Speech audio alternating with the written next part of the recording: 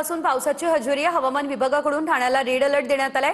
नागरिकांना सतर्क राहण्याचं हवामान विभागानं आवाहन केलंय। या संदर्भात अधिकची अपडेट घेऊयात आमचे प्रतिनिधी निखिल चव्हाण यांच्याकडून। निखिल, आपण पाहतोय सकाळपासून पावसाची संततधार ही ठाण्यामध्ये सुरू आहे। शिवाय आज ठाण्याला अतिवृष्टीचा इशारा आहे, रेड अलर्ट आहे, काय अपडेट?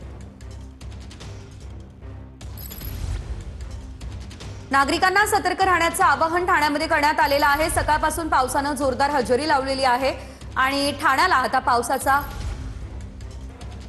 रेड अलर्ट सुद्धा देण्यात आलेला आहे। अतिवृष्टीचा इशारा सांगण्यात आलेला आहे। ठाणे याशिवाय रायगड, पालघर, मुंबई या ठिकाणी आज पावसाचा रेड अलर्ट आहे। त्यामध्ये आपण जर बघितलं तर ठाण्यामध्ये पावसाची संततधार ही सकाळपासूनच सुरू आहे, मात्र पावसाचा जोर आणखी वाढणार अशी शक्यता आहे।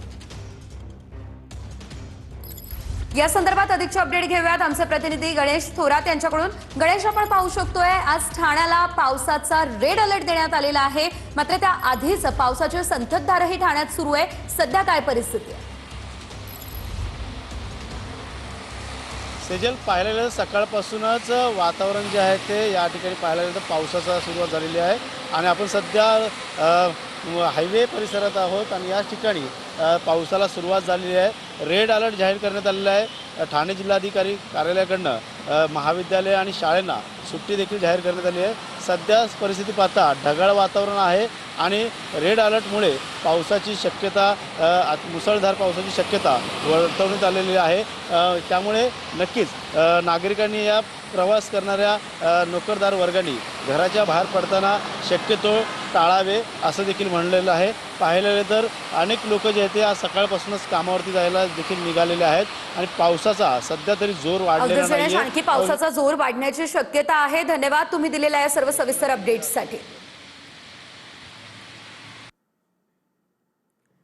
तर धुळ्यातील अरुणावती नदीला देखील पूर आलाय। मध्य प्रदेशसह सातपुडा पर्वतरांगेमध्ये होत असलेल्या मुसळधार पावसानंतर अरुणावती नदी दुथडी भरून वाहतीये।